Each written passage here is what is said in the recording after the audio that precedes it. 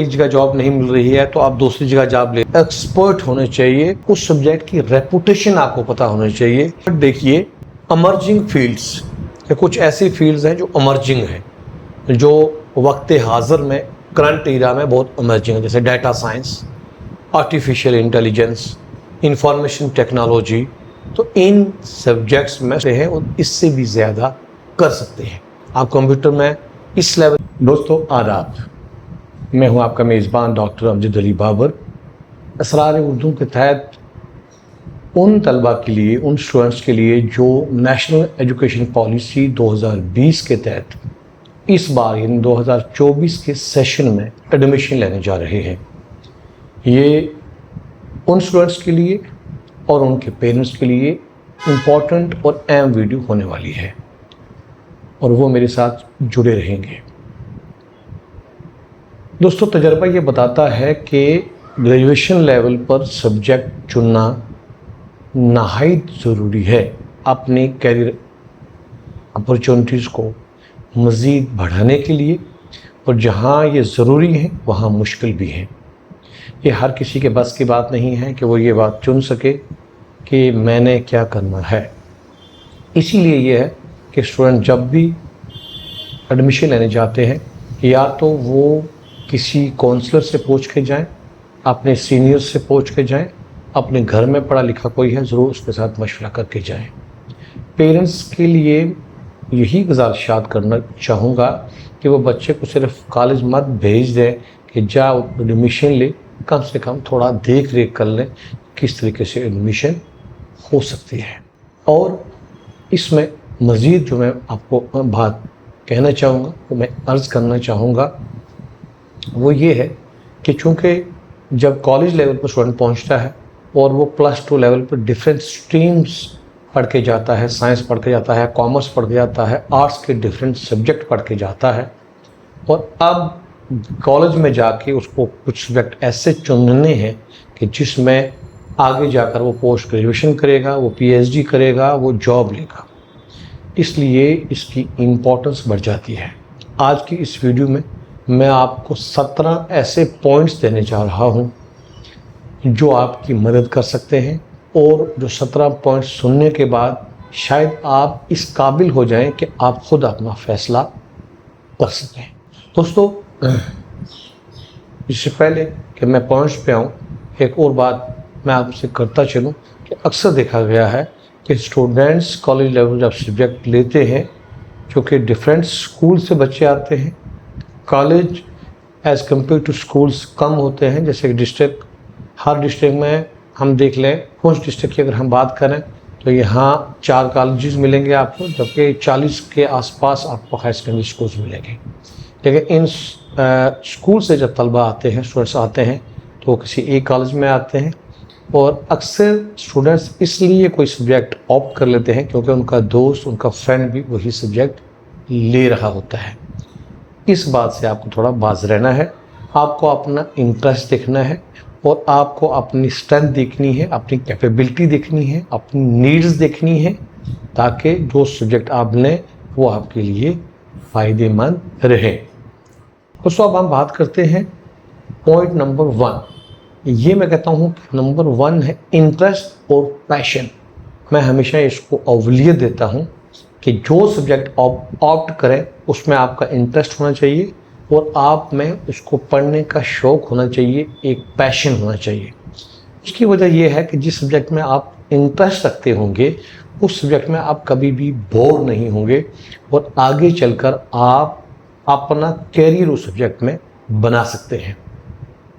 मेरा ये मानना है, कोई भी सब्जेक्ट कमज़ोर नहीं होता है, लेकिन स्टूडेंट्स का चूँकि कुछ देर के बाद इंटरेस्ट नहीं रहता है सब्जेक्ट में, इसलिए वो वहाँ ज़्यादा अच्छा नहीं कर सकते हैं।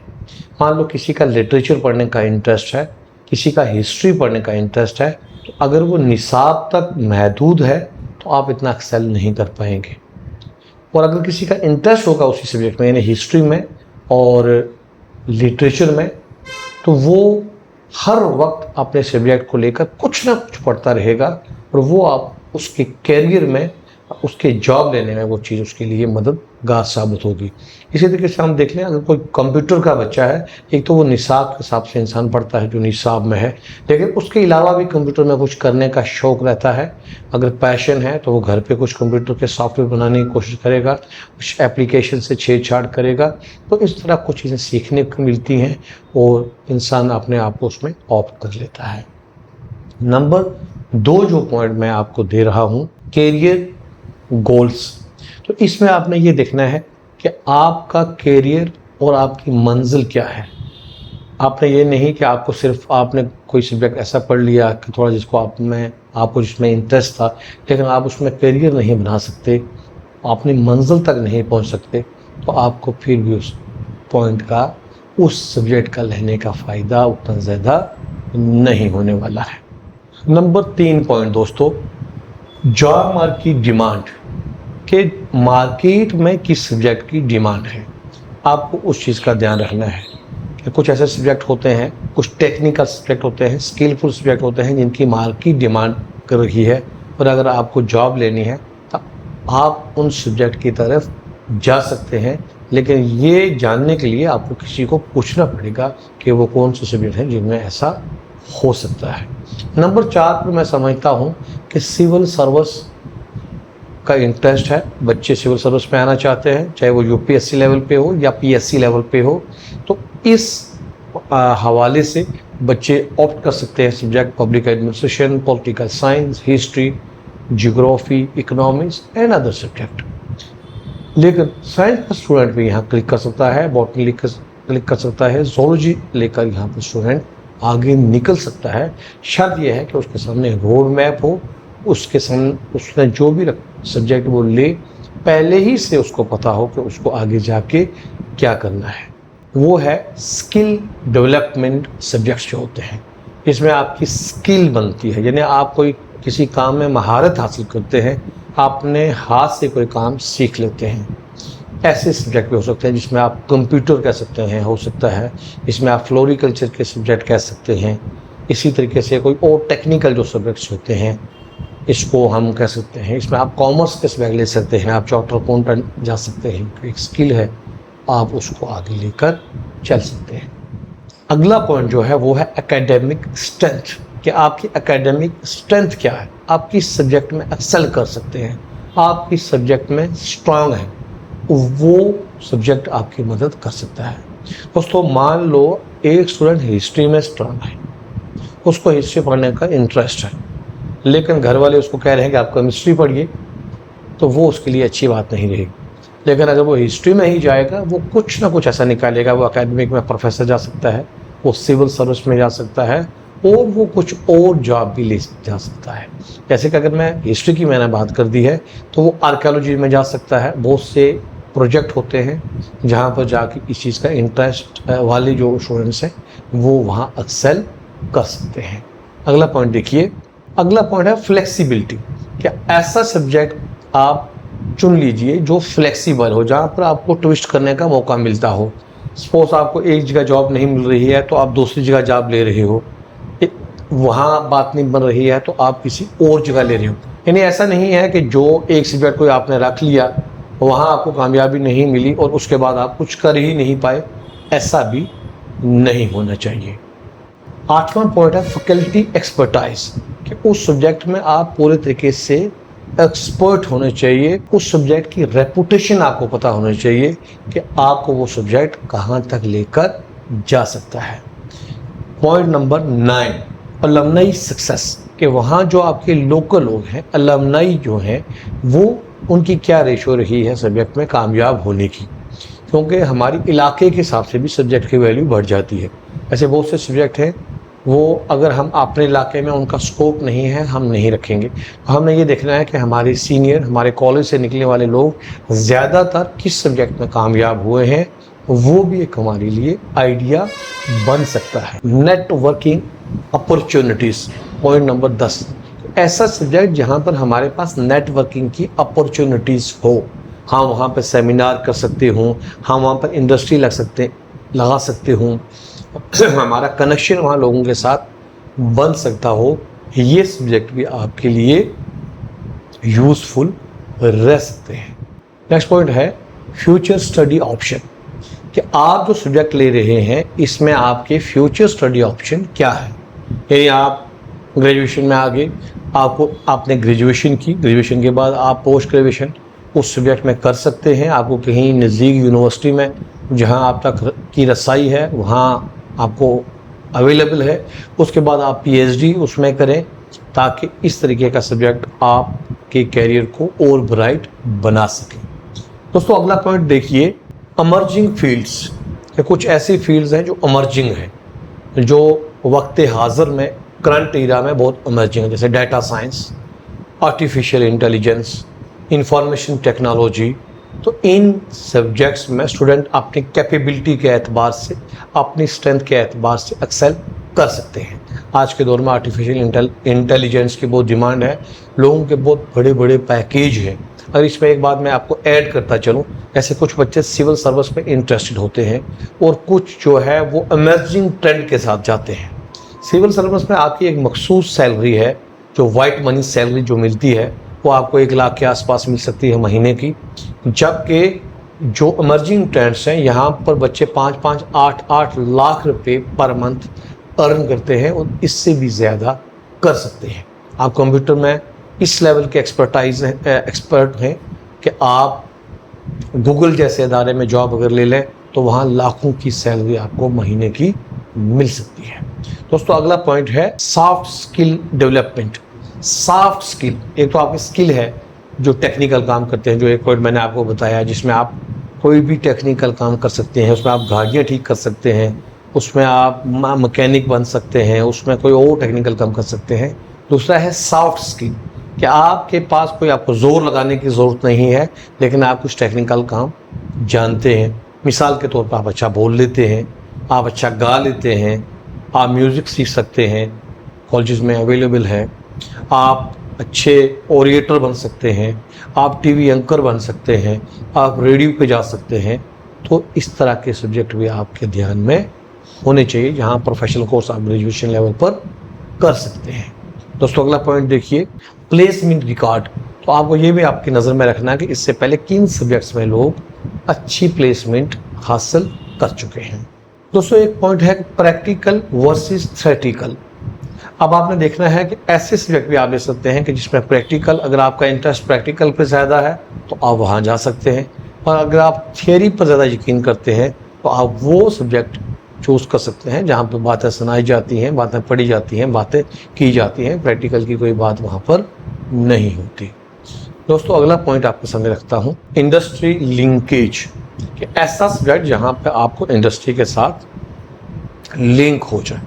यानी आपके आसपास में कोई ऐसी इंडस्ट्रीज़ हैं तो आप ऐसे सब्जेक्ट चुन सकते हैं कि आप वहाँ से निकलते ही आपको वहाँ पर जॉब मिल जाए। ये सब्जेक्ट भी आपके लिए यूज़फुल रह सकते हैं। तो ये कुछ 17 पॉइंट्स आपके सामने मैंने रखे। आपका जहन ज़रूर इसमें कुछ आपकी हेल्प होगी। आपकी हेल्प होती है तो ज़रूर दोस्तों तक शेयर कीजिएगा। आपने मशवरों से मुझे नवाजिएगा। किसी को भी कोई क्वेश्चन हो, कोई मेरी सजेशन की ज़रूरत हो तो आप ज़रूर चैट बॉक्स में लिखिएगा। मैं कोशिश करूँगा कि उसका जवाब भी मैं आपको दूँ। सब्जेक्ट ऑप्टेड के हवाले से बहुत सी थियरीज़ भी आई हैं, जिसमें एक हॉलैंड थ्योरी है और मुझे उसके कुछ पॉइंट्स बहुत अच्छे लगते हैं। जो सर हॉलैंड थे, जो वो कहते हैं कि इंसान की जो पर्सनैलिटी है वो 5-6 स्किल्स पे मबनी होती है। वो कहते हैं कि इंसान रियलिस्टिक हो सकता है, यानी हकीकी चीज़ों पर यकीन रखता है, वो इन्वेस्टिगेटिव हो सकता है, वो आर्टिस्टिक हो सकता है, उसके अलावा उसमें सोशल चीज़ें हो सकती हैं और इंटरप्राइजिंग चीज़ें हो सकती हैं, कन्वेंशनल चीज़ें हो सकती हैं, कॉस्पॉन्डिंग वर्क हो सकता है, एनवायरनमेंट के रिलेटेड कोई इंटरेस्ट रख सकता है। तो हॉलैंड कहता है कि इस तरीके से आप सब्जेक्ट इन चीज़ों को देखिए कि आपकी पर्सनैलिटी किसके साथ सूट कर रही है। अगर आप आर्टिस्टिक हो, मतलब आर्ट पसंद करते हो, तो आप आर्ट और लिटरेचर के साथ जा सकते हो। ऐसा कोई सब्जेक्ट रख सकते हो, उसमें आप ज़रूर एक्सेल करोगे। अगर आप एनवायरनमेंट से प्यार करते हो, जैसे देखिए कुछ लोग प्लांट लगाने, घर में प्लांट लगाने, अपनी लैंड पे प्लांट लगाने, उनको पानी देना वो पसंद करते हैं, तो वो एनवायरनमेंट में जा सकते हैं। और एनवायरनमेंट में बहुत बड़ा स्कोप है, वो EVS को अपना मेजर सब्जेक्ट बना सकते हैं, आजकल हमारे कॉलेजेस में मौजूद है। इसी तरीके से कोई बंदा जो है वो सोशल चीज़ों में ज़्यादा इंटरेस्ट रखता है तो वो सोशियोलॉजी के साथ जा सकता है। हॉलैंड कहता है कि इस तरीके से आप अपने सब्जेक्ट जो हैं वो ऑप्ट कर सकते हैं, जो आपकी ज़िंदगी में आगे चलकर आपके लिए आसानी रहेगी। दोस्तों, इससे पहले मैंने क्लास 11th में सब्जेक्ट कैसे चूज़ किए जाते हैं एक वीडियो शेयर की थी, काफ़ी दोस्तों ने उसको पसंद किया था, यानी 10th पास करने के बाद आपको क्या करना है। और ये वीडियो इसलिए क्योंकि यूनिवर्सिटी ऑफ जम्मू की नेशनल एजुकेशन पॉलिसी 2020 के तहत एडमिशन होने जा रही है, और मैंने ये देखा है कि स्टूडेंट्स को काफ़ी दिक्कत आती है। स्टूडेंट्स कॉलेज में आ जाते हैं लेकिन उनको ये पता भी नहीं होता है कि उन्होंने क्या सब्जेक्ट रखने हैं, या नेशनल एजुकेशन पॉलिसी 2020 के तहत सब्जेक्ट रखने का तरीका क्या है। यहाँ मैं एक बार आपके रिमाइंडर के लिए बता दूं कि यहाँ सब्जेक्ट में मेजर और माइनर रखा जाता है। मेजर सब्जेक्ट वो होता है जिसको आपने छोड़ना नहीं है, आपने उसी सब्जेक्ट में आगे जाकर पोस्ट ग्रेजुएशन करनी है, और अगर आप रिसर्च यानी PhD करना चाहो तो उसी सब्जेक्ट में करोगे। माइनर सब्जेक्ट ये होता है कि हो सकता है कि आपको अपनी चॉइस का मेजर सब्जेक्ट BA पार्ट 1 में ना मिले, क्योंकि वो मेरिट बेस पे मिलता है, और आप सेमेस्टर 3rd में अगर सीट खाली होती है आप माइनर को मेजर बना सकते हैं। और वो माइनर भी ऐसा होगा जो आपके इंटरेस्ट का दूसरा सब्जेक्ट है, यानी पहला ना मिला हो तो दूसरा आपने रख लिया। या हो सकता है कि आपको मेजर अपनी मर्जी का मिल गया है लेकिन आपने साथ में माइनर भी एक सब्जेक्ट रखा है, लेकिन 1 साल पढ़ने के बाद आपको ये लगने लगे, कुछ तजर्बा हो जाए, कुछ स्टडी के साथ भी आपको महसूस हो कि जो मेरा माइनर है ये मेजर होना चाहिए, आप उसको 3rd सेमेस्टर में जाकर चेंज कर सकते हैं। और इस तरह बाकी जो सब्जेक्ट पढ़े जाते हैं नेशनल एजुकेशन पॉलिसी के तहत वो आपकी स्किल को बढ़ाने के लिए हैं। जैसे साइंस का स्टूडेंट जो है वो आर्ट्स के कुछ सब्जेक्ट भी पढ़ता है, और इसी तरह आर्ट्स का जो स्टूडेंट है वो साइंस के भी कुछ सब्जेक्ट पढ़ता है, ताकि वो हर चीज़ से वाकिफ़ हो जाए। तो आर्ट्स की जो सोशल साइंसेस की ह्यूमैनिटीज़ की एक कैटेगरी है जिसमें ये सारे सब्जेक्ट आ जाते हैं, history, political science, sociology, economics, geography, ये सारे आ जाते हैं। इनको आप मेजर बना सकते हैं।